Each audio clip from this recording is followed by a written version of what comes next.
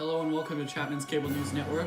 For the inside scoop on the latest news, or CCNNISLN for short, I'm Bolby Stroganoski. And I'm Savannah Whiting. Today we have our weekly Civil War scoop. The last week has been filled with Union victories, the first one being Gettysburg. Gettysburg took place last week, Wednesday, and ended on that Friday. Confederate General Robert E. Lee marched his army into Pennsylvania after a small victory in Chancellorsville.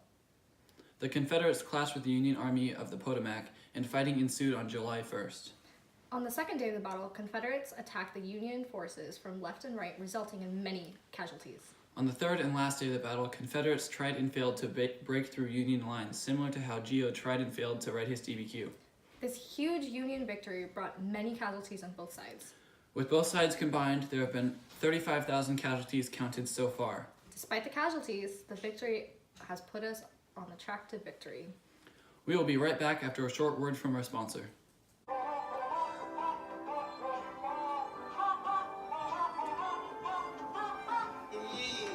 Oh, hey there, dude. Good to see you.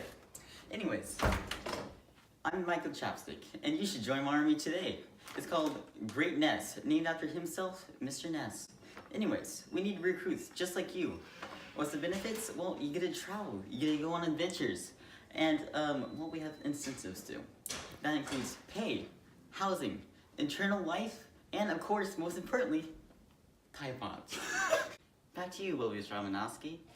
Welcome to a new segment called The Very Merry Military, where we talk about some of the most influential military heads in the Union. Today we're featuring Ulysses S. Grant. Grant began his military career as a cadet at the West Point Military Academy in 1839. Little did he know he would go on to become one of the most acclaimed generals for the Union during the Civil War.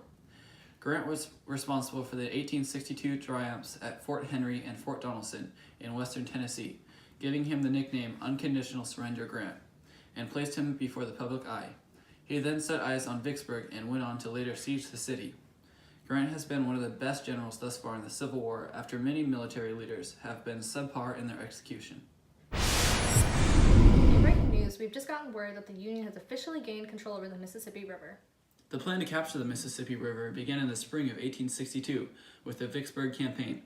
Our Union forces have been slowly taking pieces of the Mississippi ever since. The most recent addition to the Union's control of the Mississippi River is the Battle of Vicksburg, which just ended on the 4th of July.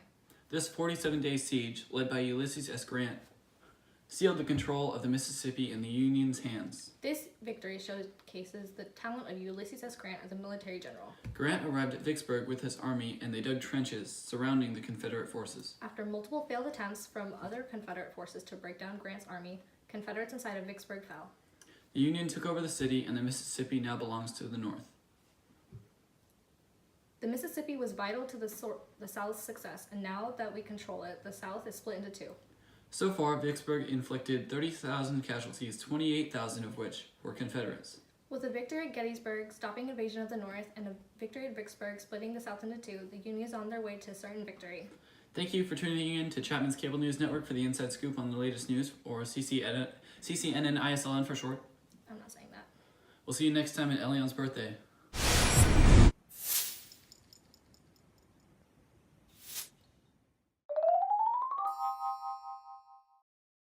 On our sponsor, if you're normal size, you eat one. If you're extra large, you eat two. I.e. Justin. Can we please?